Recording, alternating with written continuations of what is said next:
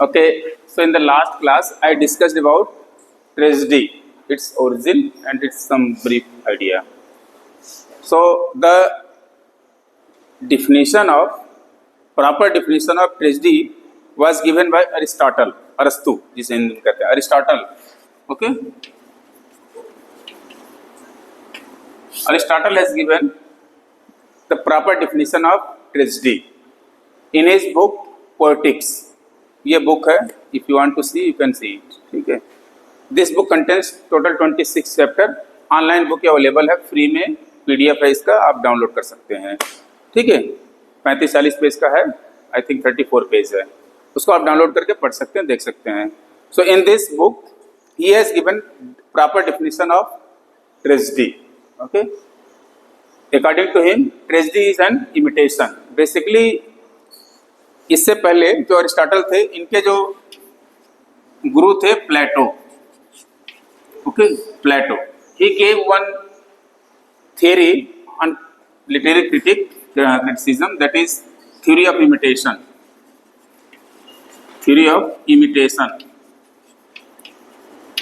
उन्होंने एक अपनी थ्योरी दी थी प्लेटो ने. प्लेटो का नाम सुना होगा, उनकी एक बहुत फेमस बुक है रिपब्लिक, काफ़ी उसे राजनीति शास्त्र वाले लोग पढ़ाते हैं. ठीक है, इनकी एक बुक है रेटरिक, एक बुक है रेटरिक. उस बुक में इन्होंने एक थ्योरी दिया जिसका नाम है थियरी ऑफ इमिटेशन या imitation theory. In this, he said that epic poetry is mere imitation. मतलब जो epic poetry महाकाव्य लिखा गया है, वो सारे आपके इमिटेशन है. इमिटेशन मतलब नकल करना, कॉपी करना किसी चीज़ का, उसको इमिटेट करना. तो ये इमिटेशन है. ये थ्योरी मतलब उन्होंने दिया और एक्सप्लेनेशन चलता रहा.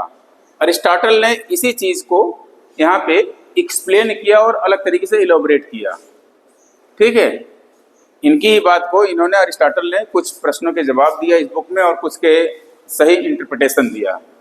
जो इन्होंने दिया according to Aristotle, it is also tragedy के बारे में उन्होंने लिखा, tragedy is an imitation of an action that is serious, complete and of a certain magnitude in a language embellished with each kind of artistic ornament. मतलब एक लंबी definition है. ठीक है, अगर नोट करना है तो नोट कर लीजिए, नहीं तो कल भी हमने बताया था. नोट करना है, लिखे. अच्छा, नोट करना है, बुक में है ना, पूरा दिया है, पूरा नहीं दिया होगा, देख लो, दिया है सब. ठीक है, वहां तक है, सही है. ओके, सो वहां तक दिया हुआ है. इसके बाद इसी चैप्टर में अरिस्टोटल ने चैप्टर 6 में एक्सप्लेन किया है ये सारी चीज. हाँ, chapter 6. Okay, in this chapter he explained about tragedy. He said that a good tragedy had 6 parts. आज हम उसी पे बात करेंगे केवल. ठीक है, 6 parts कौन कौन से हैं? 6 parts of a tragedy.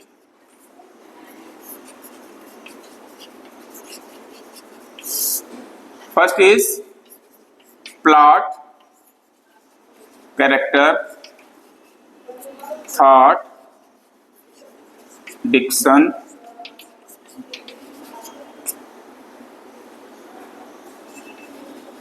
Song, spectacle. ठीक है, मतलब किसी भी ट्रेजेडी में 6 पार्ट आपको मिलेंगे. All these 6 parts.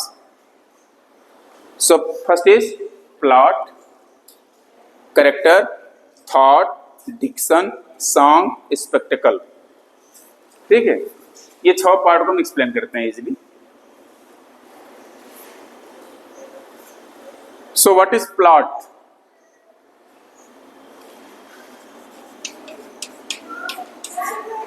Okay, what is plot? Plot means arrangements of various events or incidents in a systematic way. Arrangement of various incidents or events in a systematic way to produce maximum aesthetic pleasure. ठीक है,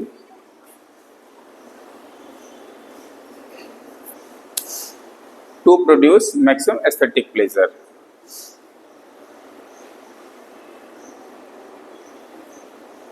okay,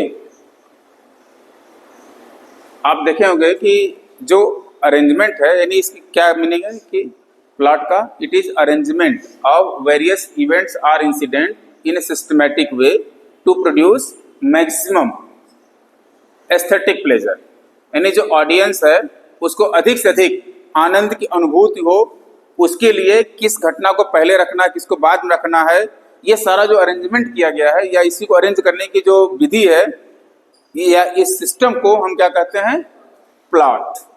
ठीक है, plot. So plot is arrangement of various incidents और events. Okay, जैसे आप लोग बहुत सारे मूवीज देखे होंगे, तो उसमें देखिए कोई घटना बहुत पहले दिखाई जाती है, कोई बाद में दिखाई जाती है, मतलब आपको आपस में पता चला दोस्त बात कर रहे हैं, फिर वो पास्ट में चला जाता है, या कभी फ्यूचर की प्लानिंग कर देते हैं। इस तरीके से घटना को आगे पीछे अरेंज करके दिखाया जाता है। क्यों दिखाया जाता है?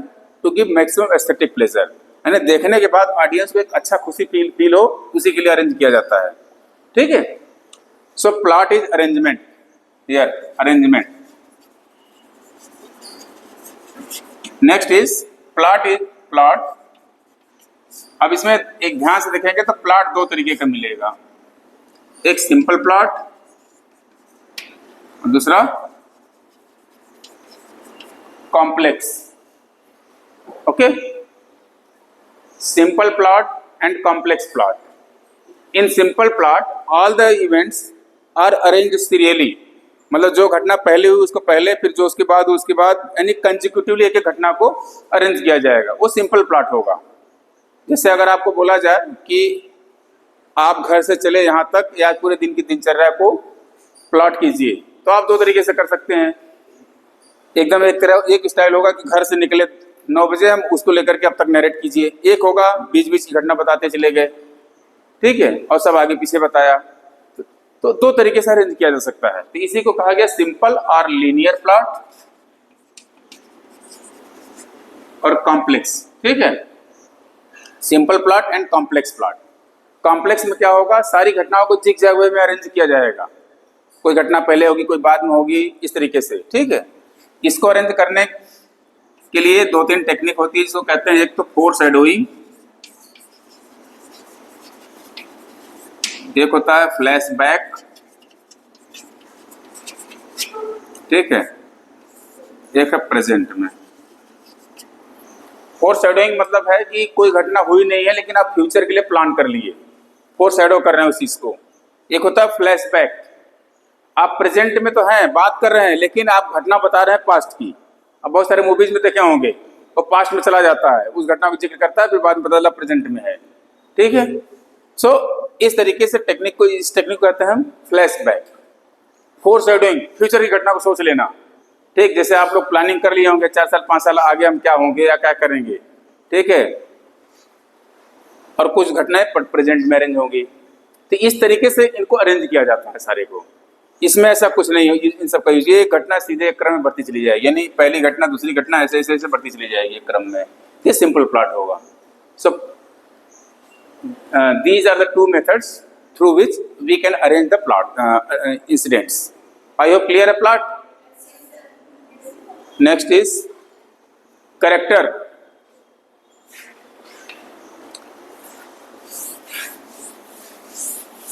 Character means persona or the agents of the play.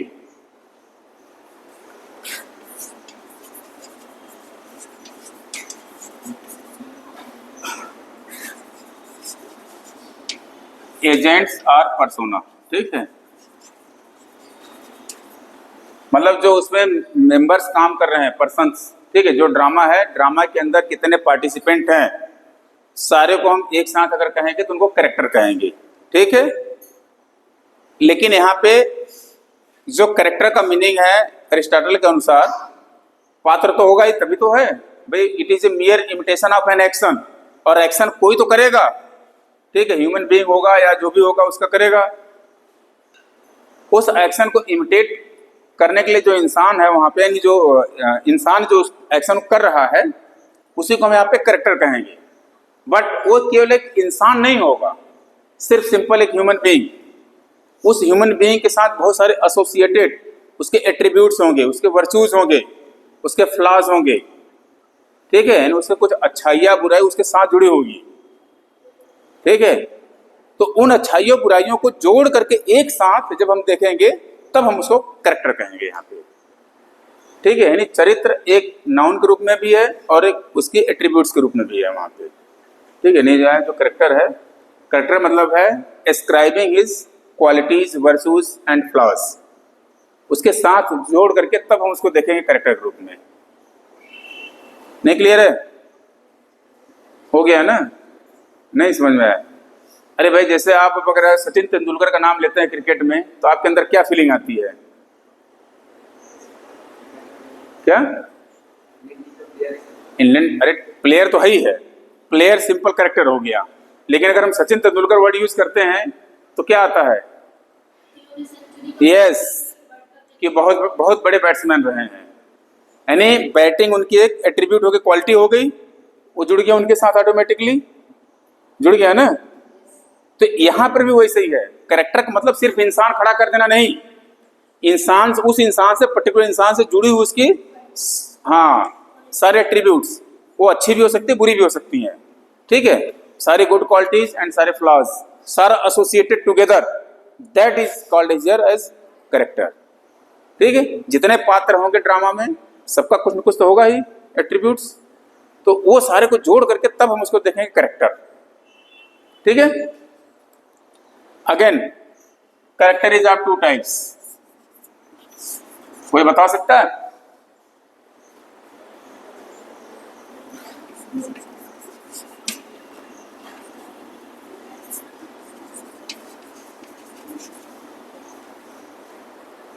Character is of two types. One is flat type character and another is round type character. Okay. In drama you will find there few characters are very dynamic in nature. Okay. They deal with each situation. They change their nature, or they change their actions immediately according to the need. But there are few characters who do not get changed. Okay, वो स्थिर पड़े रहेंगे एकदम। तो दो तरीके का आपको कैरेक्टर आपको दिखाई देंगे वहां पे, प्लेज में या स्टोरीज में। ओके, सो जो जिनके बिहेवियर, जिनके एक्शंस बहुत तेजी से चेंज हो या जो डायनामिकली चेंज कर सके अपने आप को, उसको हम कहेंगे राउंड टाइप। ओके, ये डायनामिक होगा और एक्टिव होगा, काफी एक्टिव होगा, ठीक है। ये पैसिव टाइप पड़ा रहेगा उसमें, उसको कोई फर्क नहीं पड़ता ज्यादा, ठीक है। So flat type of characters are those characters who do not get changed frequently in the play, ठीक है। चेंज का मतलब यहाँ पे ड्रेस चेंज करने से नहीं है, उनके बिहेवियर, उनके थिंकिंग से है, ठीक है। सो उसको हम कहेंगे, जिसका चेंज नहीं होगा इजीली उसको फ्लैट कहेंगे, जिसका बहुत ज़्यादा चेंज होता रहेगा, जो बहुत एक्टिवली पार्टिसिपेट करता रहेगा, उसको हम डायनामिक या राउंड टाइप।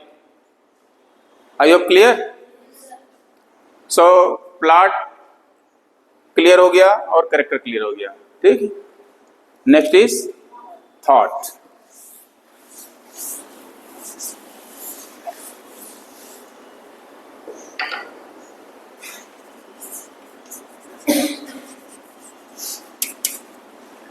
थॉट का यहाँ पे क्या मीनिंग है? आप अच्छा सोचते होंगे, मान लीजिए किसी कैरेक्टर का नाम हम लें किसी के बारे में, ठीक है, तो ऑटोमेटिकली उसके बारे में एक आइडिया आ जाता है, आपको एक थॉट आ जाती है, आ जाता है ना। किसी टीचर का नाम लें, किसी प्लेयर का नाम लें, जैसे हमने सचिन तेंदुलकर का नाम लिया तो इनके दिमाग तुरंत आया कि नहीं बहुत ज़्यादा सेंचुरी स्कोर किए थे, ठीक है। यानी कहने का है कि आप एक कैरेक्टर के अनुसार उसकी थॉट को भी इमेजिन करते हैं, ठीक है। तो यहाँ पे थॉट का क्या मीनिंग है? ड्रामा में जो कैरेक्टर है अकॉर्डिंगली उसका थॉट भी वैसे ही होना चाहिए, ठीक है। अब एक राजा है, मान लीजिए उसमें ड्रामा में कोई किंग है, ठीक। अब उसके घर में मान लीजिए सब्जी खराब बन गई तो ऐसा नहीं होगा कि उठा के थाली फेंक दे, इतनी तुच्छी हरकत नहीं करेगा। वहां पे हाई लेवल का पर्सनालिटी है तो उसकी थिंकिंग भी हाई होनी चाहिए वहां पे, ठीक है। So according to the character his thinking should also be there, ठीक है। मतलब अगर राजा है तो उसकी हरकतें टपोरी टाइप नहीं होना चाहिए, सड़क छाप टाइप। उसकी हरकतें अच्छी होनी चाहिए, मतलब उसकी जो एक्टिविटीज हैं कोई फ्लॉ नहीं होना चाहिए। कोई ना कोई फ्लॉ तो होगा ही, तभी ट्रेजेडी बनेगी, बट इन जनरल नहीं होना चाहिए। मतलब हम उसे एक परफेक्शन के रूप में देखेंगे। तो ये यहाँ पे थॉट का मीनिंग यही है। Thought is basically the thoughts of the characters according to their position और अकॉर्डिंग टू देयर स्टेटस, ठीक है, उसी के अनुसार होना चाहिए, ठीक है। अब जो एक चोर है वो ईमानदारी का पाठ पढ़ा है, उसमें तो सूट करेगा, वो मैच करेगा थॉट उसका। गुंडा है, ठीक है, अब वो पाठ पढ़ाए लोगों को कि नहीं नहीं चोरी करना बेकार है, मर्डर करना बेकार है, मतलब ये सब चीजें, ठीक है, उसके कैरेक्टर से मैच ही नहीं करेगा वो। यही थॉट है कि जो कैरेक्टर है उसके अकॉर्डिंग उसका थॉट भी इसमें रिप्रेजेंट हो ड्रामा में। ये एसेंशियल पार्ट्स हैं ड्रामा के अरिस्टोटल के अनुसार। I have thought is clear? Clear है ना thought? The next is diction. Diction means होता है वैसे भाषा, ठीक है, मतलब use of language, use of language. अब उसमें जो कैरेक्टर होगा उसकी भाषा, और जो मान लीजिए कि एक राजा है, ठीक है, suppose the drama is about a kingdom. So जो राजा के बात करने की शैली होगी और जो उसका नौकर होगा या उसके यहाँ जो दरबारी होगा, क्या दोनों का सेम होगा? लैंग्वेज और टेक्निक या उसकी स्टाइल बात करने की नहीं होगा। यही डिफरेंस, यही चीज है यहाँ पे डिक्शन, यानी according to character, according to situation, according to status the language should be used, ठीक है। अब अनपढ़ आदमी है, बहुत सारा उसे पता चला कि बहुत फिगरेटिव लैंग्वेज यूज कर रहा है, तो लगेगा ही नहीं कि ये हो सकता है, या तो पढ़ा है या तो फिर जो है उसको किसी ने रटाया है, ठीक है। यानी अकॉर्डिंग टू पोजीशन उसकी डिक्शन भी क्लियर होना चाहिए। तो डिक्शन मतलब यूज ऑफ लैंग्वेज, ठीक है। अब इसको यूज करने के लिए so many poetic devices are there, okay. Poetic devices मतलब है अलंकार, जिसे आप हिंदी में कहते हैं figures of speech, proverbs, idioms, phrases, then stanza patterns, metre, okay, बहुत सारी चीजें हैं उसमें। सारा चीज के यूज करते हुए यहाँ पे यूज किया जाएगा डिक्शन, ठीक है। सो डिक्शन मतलब भाषा। आप उम्मीद करते हैं ना कि व्यक्ति अच्छा होगा तो उसकी भाषा, उसकी बातें अच्छी होंगी, उसी तरीके से यहाँ पर भी है। डिक्शन का मतलब है यहाँ पे use of language, okay. Then song. Song is also an essential part of a drama, ठीक है। जो क्लासिक ड्रामा है, यानी जो ग्रीक पीरियड से ड्रामा लिखे गए थे या उस मॉडल को मान के चलते हैं, in that song is an essential part of drama. Why it is so? आप लोगों ने बहुत सारी मूवीज देखा होगा, उसके बैकग्राउंड में किसी गाने की ट्यून बजती रहती है, जो गाना उसी मूवी का होता है ज्यादातर। कभी ध्यान दिया? नहीं ध्यान दिया?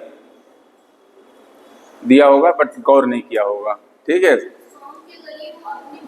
यस, कई बार आप सॉन्ग के माध्यम से हिडन चीजें पहले रिवील कर देते हैं या पास्ट की चीजों को प्रेजेंट में बताते हैं। पास्ट की सारी घटनाओं को तो एट प्रेजेंट में करना मुश्किल होता है, ठीक है, तो उसको कई बार आप सॉन्ग के माध्यम से ऑडियंस को बता देते हैं, ठीक है। सारी घटनाओं को जो पास्ट में हो गई हैं, बहुत मुश्किल है कि हर घटना को लाके आपके यहाँ पर एक्शन में किया जाए, तो बहुत सारी घटनाओं को सॉन्ग के माध्यम से रिप्रेजेंट कर दिया जाता है और ऑडियंस उससे मीनिंग निकाल लेता है या ऑडियंस उससे कनेक्ट हो जाता है, ठीक है। तो song is an essential part and mostly it may be in solo और इन कोरस, ठीक है। तो ज्यादातर जो सॉन्ग होते हैं वो कोरस में होते हैं, ठीक है। कोरस में जो गाना सॉन्ग गाया जाता है, ठीक है, स्टेज पे, तो उसमें बहुत सारी बातों को सपोर्ट मिलता है। जैसे मान लीजिए कोई एक व्यक्ति अपने पास्ट बारे में बता रहा है, तो हो सकता है उसकी बात को उतना वजन न ले लोग, उतना वेटेज न मिल पाए, लेकिन अगर वही चीज कोरस में कही जा रही है, ठीक है, पब्लिकली 10-20 लोग उस पर स्टेज पे कह रहे हैं एक साथ, तो उसका इफेक्ट ज्यादा पड़ता है, इम्पैक्ट ज्यादा पड़ता है, ठीक है। So according to Aristotle chorus is preferred song के लिए, ठीक है। वैसे तो सोलो सॉन्ग हो ही सकता है, ऐसा कोई नहीं है। से आपका सॉन्ग हो गया यहाँ पे। Song is also essential part of tragedy, ठीक है। And last one is spectacle. Spectacle का मतलब है दृश्य। दृश्य का मतलब वो सीन नहीं है। दृश्य का मतलब है ये सारा चीज इंक्लूड करता है, डेकोरेशन, लाइटिंग, अरेंजमेंट्स, सब कुछ।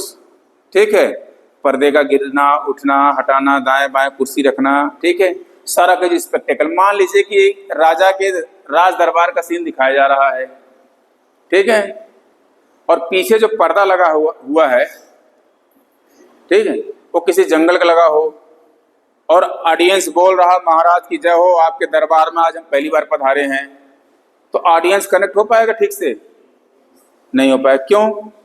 अब सीन पीछे जंगल के दिखाए पड़े हैं और वहां बोल रहे हैं कि आपके दरबार में हम पहली बार आए हैं, ठीक है, तो ये स्पेक्टेकल में आता है।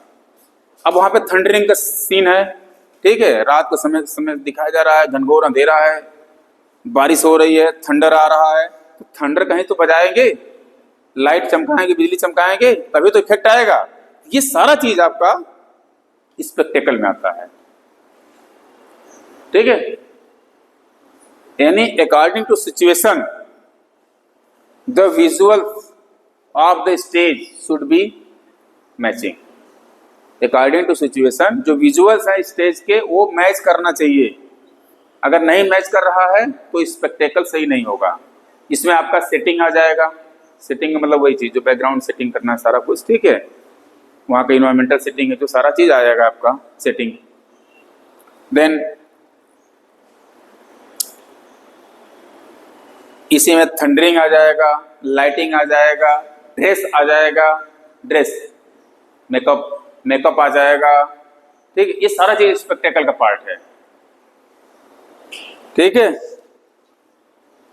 So these are 6 essential parts of a tragedy according to Aristotle which is given in this book Poetics, ठीक है। गूगल पर अवेलेबल है, 30-35-34 पेज का है, आप चाहें तो पढ़ सकते हैं इजीली, कोई दिक्कत नहीं है। नहीं पढ़ेंगे तो काम चल जाएगा आपका जितना पढ़े हैं यहाँ। सो आई होप क्लियर हो गया यहाँ पे। ओके, चलिए हमारी तरफ से एक क्वेश्चन है, आप लोग ढूंढ के बताइएगा। सपोज एक ड्रामा है, उसमें एक सीन आता है, नायिका रो रही है, ठीक, वीपिंग, वो इसमें से 6 पार्ट्स में से किस में बिलोंग करेगी? मतलब उसका जो रोना है, वीपिंग है, ठीक है, किसका पार्ट होगा वो इसमें से?